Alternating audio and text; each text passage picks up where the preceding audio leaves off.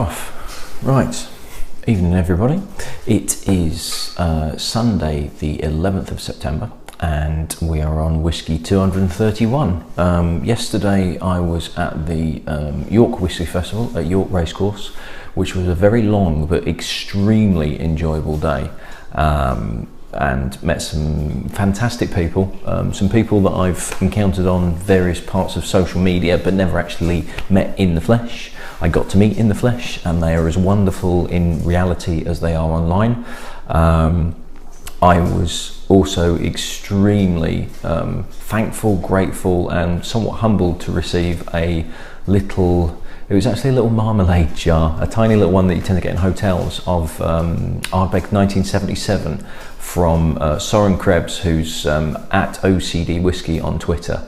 Very, very special whiskey for me personally. It's the one that basically got me into whiskey in a big way when I was a part-timer at Odd Bins way back when, and was the one that ideally I would have wanted to not finish off, because that last one's going to be Ardbeg 10, but to then have number 367 to round off the whole challenge, to be the Ardbeg 1977 would have been wonderful to have, and now I have it. So Soren, thank you so much for that.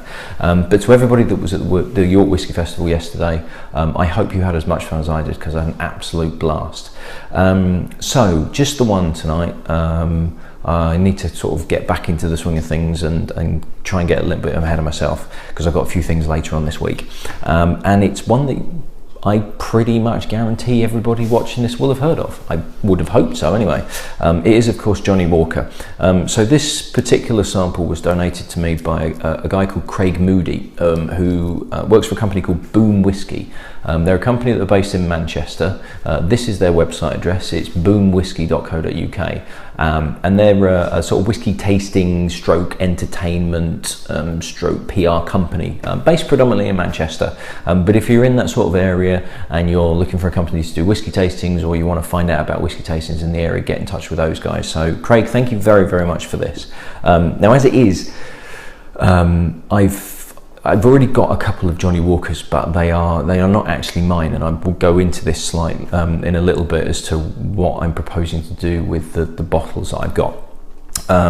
But I've also had a little bit of a debate with some people on the interwebs about which Johnnie Walker to do, because you're probably aware that there are a number of different Johnnie Walkers in their range, and have been for quite a few years. Now, the challenge for me, not only to do 366 different distilleries or brands, but it was ideally to also do like what would be the core standard entry-level range of each of those whiskies.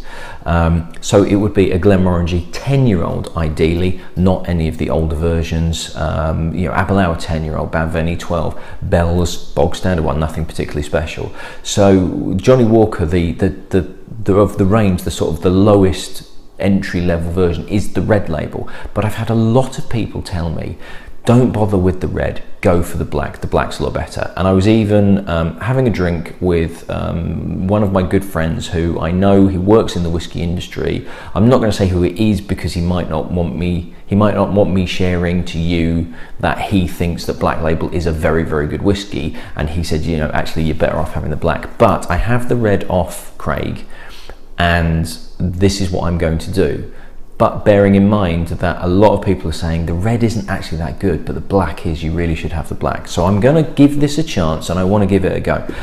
I don't even know if I've had any of the Johnnie Walkers at all, because by the time I was working for the whiskey shop, I was already at that snobby stage of, I don't want to touch Johnnie Walker because of what it stands for. Just like I wouldn't drink Grouse, just like I wouldn't drink Bell's, just like I'd gone completely off Jack Daniels, because I was better than them. I knew better, I was a proper whiskey drinker, and therefore I was going to drink the good stuff. So if I've had Johnnie Walker red or black, I genuinely can't remember what it tastes like. So I'm going into this absolutely fresh. The comments that I've had from various people aren't giving me the greatest impression of red, and I haven't got the black, but from what people are saying, I think after the challenge I'm going to try and source some black and try that. So bit of history for you in terms of Johnnie Walker. So John Walker himself was born in 1805, and I don't know what you were doing at the age of 14, but I was probably thinking a lot about girls and not really doing much myself. His father died when he was 14 years old, and he sold his family farm and bought a grocery store in Kilmarnock in Ayrshire, which is here. So he was already at a fairly young age, pretty accomplished businessman, really getting on with his life. So this grocery store really took off, and he was doing quite good, and it got into wines and spirits as well. But it wasn't until his son Alexander joined the business that they started to really focus on whiskey, and Alexander himself seemed to have it kind of like in his blood in terms of, right, we're really going to push this. So there was a whiskey that they were selling known as Walker's Kilmarnock whiskey, which was a blended whiskey. They were taking stocks from nearby distilleries and sort of around Scotland and doing that. So John died in 1857, and in 1867, what was essentially the precursor to Johnnie Walker Red and Black Label was Walker's Old Highland Blend, and there was a Walker's Old Highland Blend Red Label. So this was the one that really took off, and Alexandra, that's my mum's name, Alexander, in 1870 actually designed what is now the iconic square bottle and also the angled label, which is a specific angle of 24 degrees. Now the square bottle was designed so that you could actually, it was easier to store and you could get more bottles on the shelf. Obviously with round bottles, it's harder, you know, you've got the space in between and there's gaps. If you look at it top down, there's gaps in the middle. Square bottle, it's easier to stack, it's easier to store, you can get more on a shelf. The reason for the angled label was the fact you can actually get more text and you can make the name, the brand name of your whiskey bigger, because you've got a longer distance to go across the actual bottle itself. So this is 1870. This is actually kind of some canny marketing that has stayed all the way through. So 1893, they then bought it's the Cardau, but it's now Cardew Distillery. They actually acquired that distillery in now it's either 1908 or 1909 is the year where it was essentially rebranded, and we went from Walker's Old Highland Blend to Johnnie Walker Red Label and Black Label.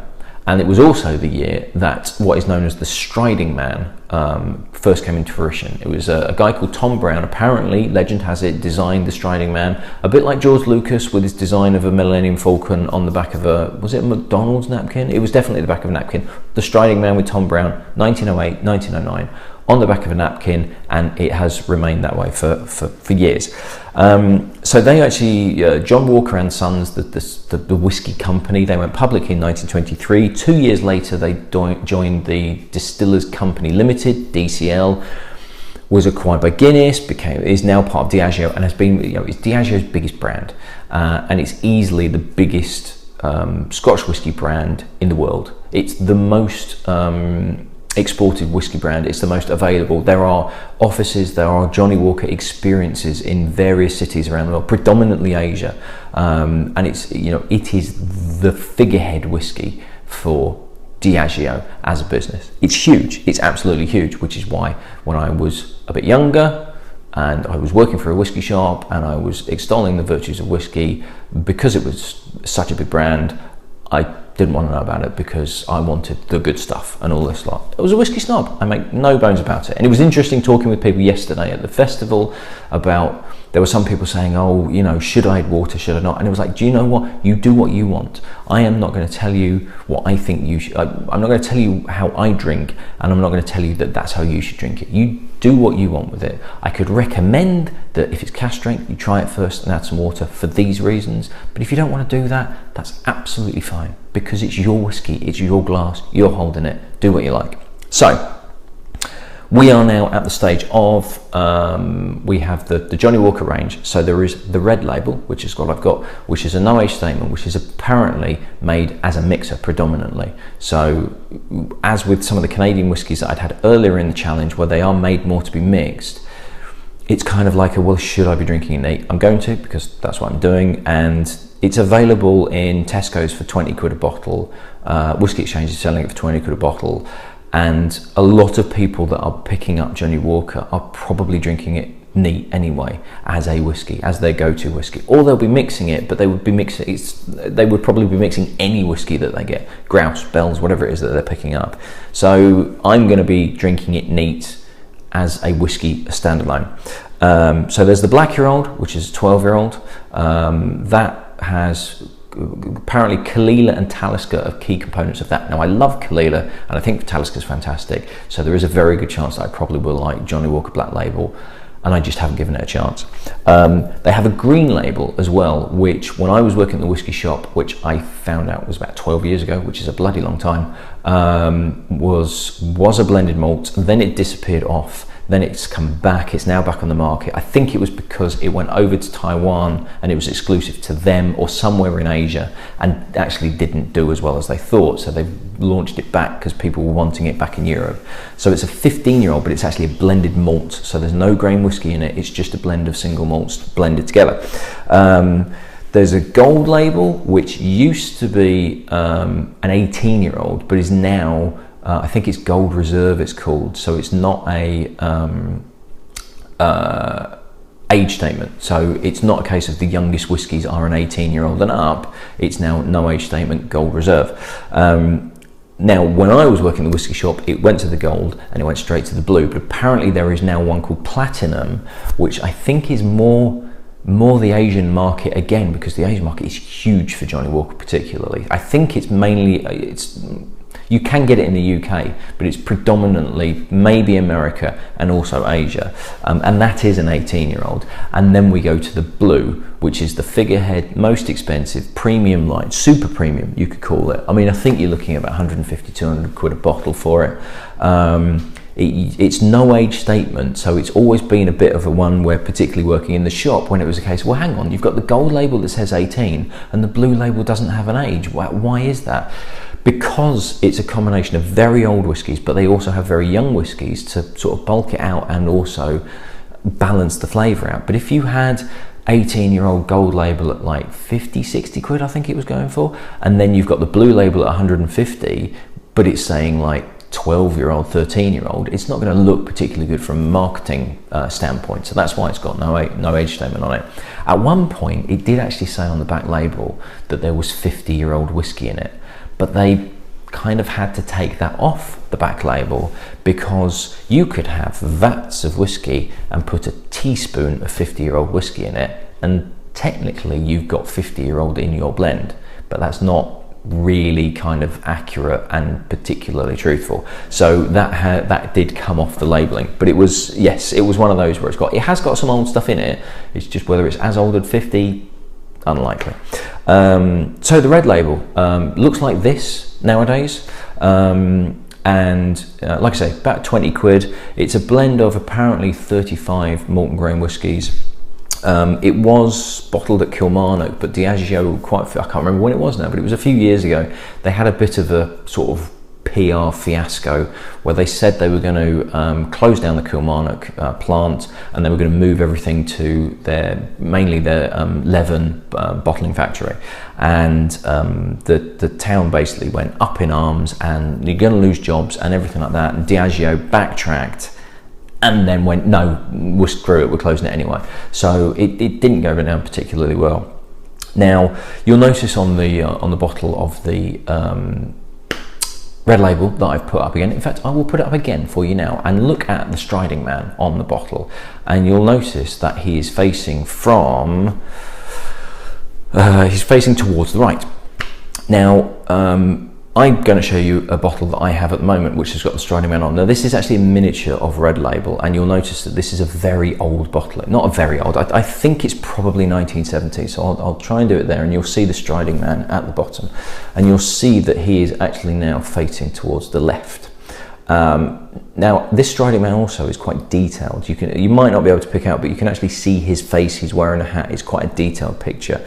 And over the years, since it was originally created, the Striding Man himself has become less and less detailed. So you used to be able to see his face, you used to be able to see his clothes. Now it's more of an outline. There's not really a face. It's really kind of stylized. And in 1999, Johnnie Walker was actually struggling a bit. Sales were dipping. It wasn't quite the powerhouse that it once was. And there was a rebranding and a relaunch and also a marketing campaign. And I think it was like Striding On was the name of the campaign. And it was basically all about moving forward. It was about moving forward into the future and growth, and you know, all this marketing corporate bullshit that you get, where people sit down around meetings and throw lots of long words and spend lots of money on, you know, expenses and all this lot, and then come out with a right, this is what we're going to do and this is what it means, and a lot of it's nonsense. But it's basically at 1999, turn of the millennium, what are we going to do with Johnnie Walker? Johnnie Walker, the striding man, is facing backwards. He's facing, if you look at it, if you look at the striding man, he's facing backwards. So they flipped him. So if you have a bottle of Johnnie Walker in your collection and he's facing to the left, that is before 1999, the turn of millennium, because from that point onwards, the striding man was facing forwards. The way that we read is forwards, facing to the right if you're looking at it, although the camera is that way, whatever. He's facing forwards. So you can date your bottle of Johnnie Walker, if you have one, to that extent anyway. So you'll notice that that miniature would have been quite old. I actually have two miniatures here, which were part of the collection that had been essentially sort of gifted to me, but they've also asked if I can try and sell it as well. So I have a miniature of Red Label, I have a miniature of Black Label, which I think is even older, and the fill level is not great on this, to be perfectly honest. But this is a contents 4.7 centilitres. So I don't even know where this is from, but it is a pretty old one, because the Black Label doesn't have a striding man on it. Johnnie Walker Black Label at the top there, whereas you should be able to see on the main label it's it's extra special old Scotch whisky. Now I also have here this as well. The labelling is a little bit tatty. There is a little bit on the back. I'm not sure whether you'll be able to pick it up in the light. I cannot quite see. I think it's distilled and bottled in Scotland under possibly British government supervision. So this might be an overseas bottling. In fact, yes, NAFI store, so NAAFI, which means something but I can't remember what it is, stores for HM Forces. So this is actually a bottling of Johnnie Walker Black Label, extra special old Scotch whisky, which has been bottled for the forces. Now, interestingly, it doesn't actually have an alcohol percentage or a size. I'm going to guess this is a litre bottle because it feels pretty chunky, but it doesn't have a percentage on it as well. Now, this is available, and what I've basically done as a deal is I'm going to put these up for sale, and I'm not quite sure how I'm going to do it. At the moment, I'm just saying contact me, and I'm going to do it almost as though it's an auction, and whatever it sells for, and if you want it as the package in terms of the two miniatures and the big bottle, or if it's just the big bottle, depending on what the demand is, whatever it sells for, half of it is going to go into the pot for the charity. That's going to be donated to charity, and the other half is going to go to the people that own this. Because, you know, I think it's fair. It was theirs. I think it's fair that they get something for it, but they've also turned around and said, look, you know, whatever you can get for it, if you want to put it to charity, that's absolutely fine. So I'd like to do half. So if I can find something on the net where I can do like a little auction site type thing, and we'll sort it out at the end of it. But basically from now until the end of the challenge, I'd like to try and get rid of this particularly for the highest possible price I can to raise as much as I can for charity. I think this is probably about 1960s is my bet. But if somebody does have any idea, there are some codes on the bottom, and if somebody does want to do some research, on the bottom here it says SC360 JWA, can't quite see what that little logo is for. So if anybody's got any ideas of dates, how old this might be, anything like that, but if you're watching this and you're interested in buying it, please do get in touch with me. And essentially the highest bidder it will go to, and like I say, 50% to the owners of this and 50% into the charity pot, and those are the two miniatures, and we'll basically do them as a whole set. So this is going to be quite a long video, I do apologise, and now we'll get to the actual tasting. So we shall see what the Red Label is like, because like I say, the general consensus, oh Craig mate, you've got this exactly at 25 mils, I'm impressed. The general consensus, speaking to various people saying, you know, have you got Johnnie Walker? Which one have you got? Are you going to do it? Etc. etc. Has been, no, I wouldn't do the red label. I'd definitely do the black. It's a lot better. But I have the red, so I'm going to have to give it a go. Now, what I've got to bear in mind then, obviously, knowing that this is made for mixers, is it actually drinkable on its own, or have they done a good job in, if they're making it for a mixer, has it got enough power to cut through? Has it got enough interest to actually go with cocktails, that sort of thing, or, you know, Coke, what have you? Now, bearing in mind the 12-year-old Black Label, a core constituent is Kahlua and Talisker. There is a definite Talisker influence in this as well. There's actually a pretty good sort of smoky black pepper feel on the nose. It's 40%, but it's got a bit of a kick to it as well, a bit of a harshness on the back of the nose. But it's not rough, it's not unpleasant, it's not, oh Jesus, it's making my eyes water. But it's got an intensity to it, which is interesting.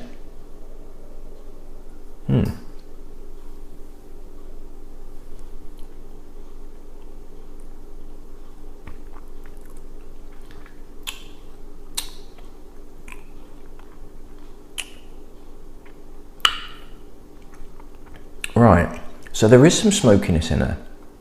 It's a very soft smokiness. And I think that's the Kahlua. And there is a pepperiness as well, but there's not a bad sweetness to it. There's not really an edge of graininess.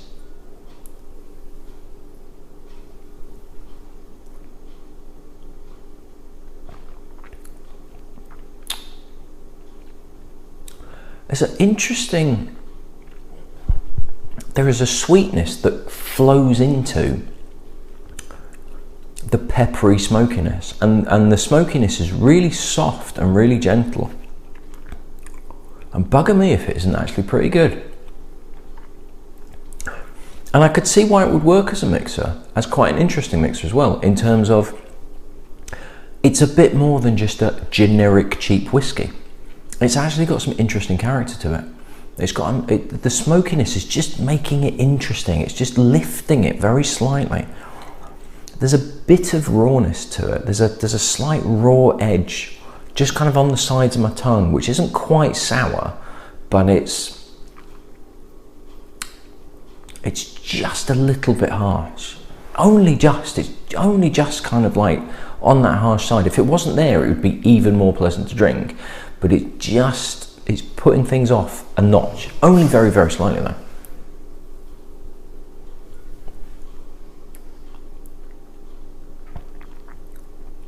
But there's a good combination of sweet maltiness and then black peppercorns and then a really subtle, distant bonfire smokiness. And it's actually pretty pleasant. You know, it's all right, and it's got me very intrigued for Black Label now, because I think this is a decent blended whiskey. It is not bad at all, and I genuinely think it's because of the smokiness that's in there. It's just enough to turn it from if that smoky pepperiness wasn't there, and it's not an intense Isla, it's not a massive peat bomb or anything like that. It's really subtle, it's really soft. So, you know, this isn't one that's going to put off people that don't like Isla whiskies. What it's doing is it's taking some, not ordinary, but just some fairly safe, sweet, malty toffee flavours, and just lifting it and just making it interesting and just giving it enough character for you to go, oh, actually, do you know what? Oh, that's interesting. Rather than, yeah, it's another whiskey.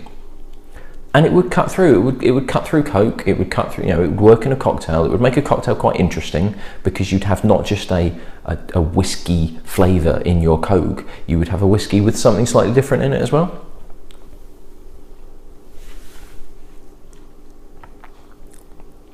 I'm actually very pleasantly surprised by that, and I have a feeling that the reason that a lot of people have been saying go for the black is because the black, my guess would be, not having had it, or if I have had it, I can't remember it, is that it's going to be where that slight raw edge was, that will have gone, and a little bit more of that really interesting sweet, smoky pepperiness, which is what I really like anyway. There's just a little bit more influence of that, and maybe a little better balanced as well. And I could see why actually that Black Label is going to be pretty bloody good. But that Red Label, not that bad. I think it was because I was starting from fairly low expectations from what other people were saying, plus the fact that, to me, my head is still going, well, it's Johnnie Walker, it's not going to be that good anyway. I've started from fairly low expectations because some people have said, God, Jesus, it's really not that good. It's not amazing, but it's pretty good. It's kind of like Grouse in that I really wasn't expecting a lot from it. And you know what? It's actually all right. It's not that bad at all. So it's worth digging out. It's worth finding it. No, it's not. I wouldn't say go out of your way to find it, but it's worth reassessing. If you come across it in a pub, or if you've got it gathering dust in a back cupboard somewhere because you had it donkey's years and you won't try it, or if your friend's got it in their whiskey collection and you've never gone anywhere near it because it's Johnnie Walker Red Label or Black Label or any of the others. But this is actually making me want to try the other Johnnie Walker whiskies. And 30 seconds ago, I probably wouldn't have done. No, maybe not. But certainly before I started the challenge, I wouldn't have even considered it on my snobbish principle. Whereas now, having tried it and have given it a chance, do you know what? I'm willing to give Johnnie Walker a shot because that's good. Good feels a bit stiff. It's decent. It's a decent whiskey as an entry-level whiskey, and it makes me intrigued to see what Black Label's like. And I still think blue probably is slightly overpriced, but I'd be interested to see what black is, certainly. Maybe not green and gold. I think once you start getting in that upper price range, it starts to become style over content, particularly with the branding, the marketing, the Diageo, the way that they are. But I think Black Label, there's probably a very good reason why it is such a popular brand. But that Red Label is actually all right. Not too shabby at all. Right, that was very, very interesting. So, like I say, if you are interested in potentially purchasing a bottle of, I would guess, 1960s Johnnie Walker Black Label, which was bottled for the armed forces, Her Majesty's forces, and I think is a litre bottle because it feels a bit heavier than a standard 70cl, then get in touch with me. I'm going to leave it open until the end of the challenge. So you've got a few months. So if you're watching this over Christmas or something like that, it's not like I'm not going to give you till next week. You've got till 25th of January 2017, which right now seems like quite a way away, but it's not. It's going to creep up fast. And if you know anybody that's interested in collecting bottles, if you know anybody that really likes Johnnie Walker, that sort of thing, get them to watch this video, get them to donate to my charity anyway, because obviously that's why I'm doing all of this. But yes, let them know, and hopefully we can get some money raised for charity. Right, thank you all very much. Thanks for watching, and I shall see you at 230, hang on, what are we on now? 232? 233, right, cheers.